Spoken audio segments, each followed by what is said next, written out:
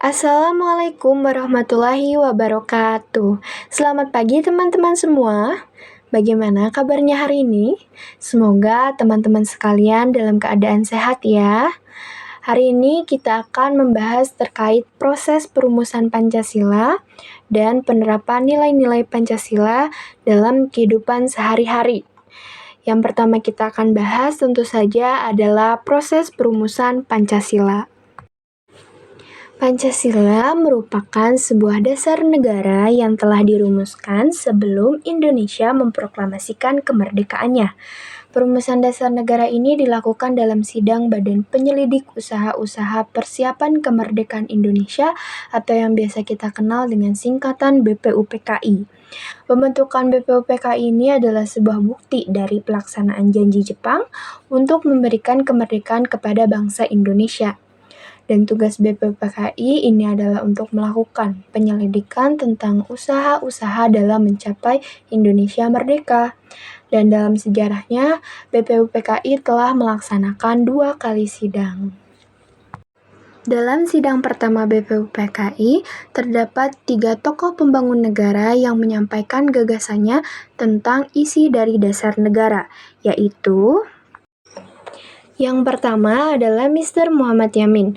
Beliau menyampaikan gagasan dasar negaranya pada tanggal 29 Mei 1945 yang berisi 1. Pri kebangsaan, 2. Pri kemanusiaan, 3. Pri ketuhanan, 4. Pri kerakyatan, dan 5. Kesejahteraan rakyat. Yang kedua, ada Mr. Supomo. Beliau menyampaikan gagasan dasar negaranya pada tanggal 31 Mei 1945 yang berisi 1. Persatuan, 2. Kekeluargaan, 3. Keseimbangan lahir batin, 4. Musyawarah, dan 5. Keadilan sosial. Selanjutnya, yang terakhir ada Bapak Insinyur Soekarno. Beliau menyampaikan gagasan dasar negaranya pada tanggal 1 Juni 1945 bertepatan pada hari lahir Pancasila, dan gagasan dasar negara yang beliau sampaikan adalah 1. Kebangsaan Indonesia, 2. Internasionalisme atau Pri kemanusiaan, 3. Mufakat dan demokrasi, 4. Kesejahteraan sosial, dan 5. Ketuhanan yang Maha Esa. Setelah para tokoh pembangun negara mengusulkan beberapa banyak gagasan dasar negara untuk berdirinya Republik Indonesia, kemudian dibentuklah Panitia 9, yang mana mereka bertugas untuk mengolah usulan-usulan tersebut, yang pada akhirnya Panitia 9 menghasilkan sebuah rancangan dasar negara Indonesia Merdeka yang disebut dengan Piagam Jakarta. Isi dari rancangan dasar negara dalam Piagam Jakarta yang 1 adalah ketuhanan dengan kewajiban menjalankan syariat Islam bagi pemeluk-pemeluknya, 2. Kemanusiaan yang adil dan beradab, 3. Persatuan Indonesia, 4. Kerakyatan yang dipimpin oleh hikmat kebijaksanaan dalam permusyawaratan perwakilan, dan 5. Keadilan sosial bagi seluruh rakyat Indonesia. Namun, rancangan dasar negara tersebut itu tidak diterima, lalu dimatangkan dengan mengubah bunyi rancangan nomor 1 menjadi Ketuhanan yang Maha Esa, dan hal ini berlaku untuk ke semua agama yang ada di Indonesia. Dan tak lama kemudian dibentuklah PPKI atau yang memiliki kepanjangan Panitia Persiapan Kemerdekaan Indonesia, yang pada tanggal 18 Agustus tahun 1945 mereka telah mengesahkan Pancasila sebagai dasar negara Indonesia. Selanjutnya kita masuk ke materi nilai-nilai pada Pancasila dan penerapannya. Terlebih dahulu kita mengetahui tentang bunyi teks Pancasila. Sila pertama memiliki bunyi Ketuhanan yang Maha Esa dengan simbol bintang emas, yang mana memiliki makna bahwa bintang emas ini menggambarkan cahaya kerohanian dari Tuhan yang dipancarkan kepada setiap manusia. Kemudian sila kedua memiliki bunyi kemanusiaan yang adil dan beradab dan memiliki simbol tali rantai dengan makna bahwa tali rantai ini mencerminkan bangsa Indonesia adalah bangsa yang saling terikat erat, saling bahu-membahu, dan saling membutuhkan. Dan sila ketiga memiliki bunyi Persatuan Indonesia, memiliki simbol pohon beringin, yang memiliki makna dari pohon beringin ini adalah sebuah simbol sebagai pohon besar yang kuat dan dapat tumbuh dengan baik serta tahan lama, sehingga dianggap sebagai wujud dari kekuatan, keberlanjutan, dan ketahanan.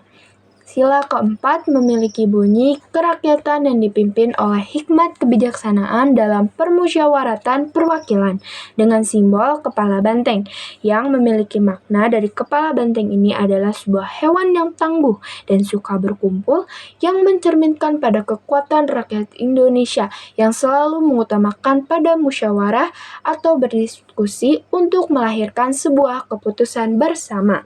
Dan yang terakhir ada sila kelima berbunyi keadilan sosial bagi seluruh rakyat Indonesia. Simbol dari sila kelima ini adalah padi dan kapas yang menggambarkan sebuah hasil bumi yang menjadi sumber dasar kehidupan masyarakat Indonesia, yaitu pangan dan papan yang melambangkan pada kemakmuran dan kesejahteraan bangsa kita.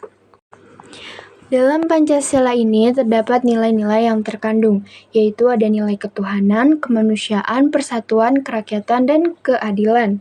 Pancasila menjadi pedoman hidup bagi bangsa Indonesia, dan sudah seharusnya kita menerapkan sila-sila Pancasila ini dalam kehidupan sehari-hari. Selanjutnya, kita akan membahas tentang nilai-nilai Pancasila. Pada sila pertama Pancasila yang berbunyi tentang ketuhanan yang Maha Esa, meyakini bahwa bangsa Indonesia ini adalah bangsa yang percaya dan mengakui pada adanya Tuhan, dan pengakuan tersebut menjadi sebuah wujud dalam pernyataan sila pertama tersebut. Oleh karena itu, sila pertama Pancasila mengandung nilai ketuhanan, sedangkan pada sila kedua Pancasila yang berbunyi kemanusiaan yang adil dan beradab, pada sila kedua Pancasila ini mengandung tentang nilai-nilai kemanusiaan. Sedangkan pada sila ketiga Pancasila yang berbunyi Persatuan Indonesia ini meyakini bahwa bangsa Indonesia terdiri dari atas beragam suku, bangsa, budaya, dan agama yang mana kita harus memiliki sikap bersatu tanpa memandang perbedaan yang menjadi perwujudan dari nilai persatuan yang terkandung dalam sila ketiga Pancasila. Dan sila keempat Pancasila yang berbunyi kerakyatan yang dipimpin oleh hikmat kebijaksanaan dalam permusyawaratan perwakilan menjadi sebuah ciri khas dari bangsa Indonesia untuk menyelesaikan masalah bersama. Musyawarah dilakukan untuk memperoleh keputusan bersama tanpa adanya perselisihan. Dan yang terakhir pada sila kelima Pancasila yang berbunyi keadilan sosial bagi seluruh rakyat Indonesia. Pada pembukaan Undang-Undang Negara Republik Indonesia tahun 1945 tercantum bahwa cita-cita bangsa Indonesia adalah untuk menciptakan masyarakat yang adil dan makmur. Karena itu, nilai yang terkandung dalam sila kelima Pancasila adalah nilai keadilan. Nah, akhirnya kita masuk ke penerapan Pancasila di lingkungan rumah. Di lingkungan rumah, kita ini tinggal bersama keluarga yang harus kita sayangi. Dan di sekitar rumah kita, ada tetangga yang juga harus kita hargai dan hormati. Menerapkan sila-sila Pancasila di lingkungan rumah dapat membuat hubungan kita dengan keluarga dan tetangga dapat berjalan dengan harmonis. Di Indonesia terdapat 6 agama resmi yang diakui oleh negara. Kita dan tetangga tentu memiliki agama dan kepercayaan yang berbeda-beda, sehingga kita harus bisa menghormati perbedaan tersebut sebagai bentuk dari penerapan sila pertama Pancasila. Dan contoh penerapan sila pertama Pancasila yang bisa kita lakukan di lingkungan sekitar rumah adalah yang pertama, beribadah bersama tetangga yang beragama sama di rumah ibadah terdekat. 2. Merayakan hari besar keagamaan bersama tetangga yang beragama sama dengan kita. Ketiga, mau bermain dan bergaul dengan semua tetangga walaupun berbeda agama. Dan yang keempat, setiap umat beragama memiliki hari raya keagamaan yang berbeda-beda. Sehingga pada saat perayaan kita juga harus menghargai mereka yang sedang merayakan hari besar keagamaannya. Selanjutnya ada penerapan sila kedua Pancasila di lingkungan rumah. yang mana kita harus bisa menjaga hubungan kita dengan tetangga di sekitar rumah. Kita bisa saling menghormati dan menyayangi tetangga tanpa memandang status sosialnya, serta membantu tetangga yang sedang mengalami kesulitan. Kita juga sebagai orang yang lebih muda harus bisa berlaku sopan dengan mengucapkan permisi pada saat kita lewat di depan tetangga atau orang yang lebih tua. Kemudian, pada sila ketiga Pancasila, kita harus bisa menjaga rasa persatuan dan kesatuan antar tetangga, yang mana kita bisa menerapkannya dengan melakukan kerja bakti untuk membersihkan lingkungan di sekitar rumah secara rutin dan bermain dengan semua teman tanpa memandang perbedaan suku bangsa dan bahasanya. Selanjutnya, yang keempat, penerapan pada sila keempat Pancasila di lingkungan sekitar rumah kita dapat melalui dengan cara mengikuti kegiatan musyawarah warga dengan tertib, memberikan kesempatan pada setiap warga untuk menyampaikan pendapatnya saat bermusyawarah, dan kita juga harus bisa menerima hasil musyawarah sebagai hasil keputusan bersama, serta melaksanakan hasilnya dengan ikhlas dan penuh tanggung jawab. Kita juga harus bisa mengikuti kegiatan musyawarah sebagai pengamalan sila keempat Pancasila. Dan yang terakhir ada penerapan sila kelima Pancasila. Yang harus kita lakukan pertama adalah bersikap adil kepada semua tetangga. Selanjutnya menjaga keseimbangan antara hak dan kewajiban dalam bergaul dengan tetangga. Misalnya kita tidak menyalakan musik keras-keras agar tetangga tidak merasa terganggu. Dan yang terakhir menolong tetangga saat mereka memerlukan bantuan. Selanjutnya, kita beralih pada penerapan Pancasila di lingkungan sekolah. Di sekolah, kita harus bisa menerapkan sila-sila Pancasila pada warga sekolah dan dengan masyarakat yang ada di sekitar sekolah kita. Pada penerapan sila pertama Pancasila di lingkungan sekolah, kita dapat menerapkannya dengan cara memberi kesempatan jika ada penjual makanan di sekitar sekolah yang ingin beribadah di sela-sela kegiatannya berjualan. Dan yang kedua, kita juga bisa membeli makanan dari pedagang di sekitar sekolah tanpa memandang agamanya. Hal yang terpenting adalah makanan tersebut sehat dan tidak menyalahi aturan agama yang kita anut. Dan yang terakhir, jika jalur pulang sekolah kita ada yang ditutup karena ada acara keagamaan, kita sebaiknya mencari jalan lain. Dengan begitu, kita telah memberikan kesempatan bagi mereka untuk bisa beribadah sesuai ajaran agamanya. Dan yang kedua, untuk kita bisa menerapkan sila kedua Pancasila di lingkungan sekolah, kita bisa dengan cara menghargai masyarakat di sekitar lingkungan sekolah tanpa memandang status sosialnya. Misalnya, kita juga harus berkata sopan saat membeli makanan kepada pedagang yang ada di sekitar sekolah, kemudian mengucapkan permisi saat melewati penduduk sekitar ketika akan berangkat ataupun pulang sekolah, dan turut membantu dalam mengumpulkan sumbangan ketika ada masyarakat di sekitar sekolah kita yang terkena musibah.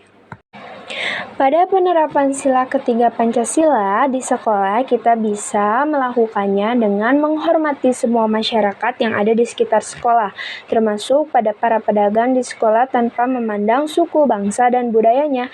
Kita juga bisa lebih memilih dan menyukai makanan jajanan tradisional daripada jajanan khas negara lain sebagai bentuk dari cinta tanah air. Dan yang terakhir, ikut serta jika ada kegiatan kerja bakti dalam membersihkan atau penghijauan lingkungan yang ada di sekitar sekolah.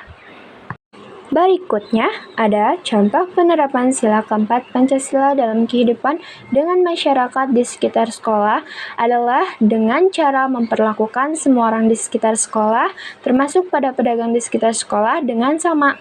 Hal ini karena setiap orang memiliki kedudukan, hak, dan kewajiban yang sama di mata negara.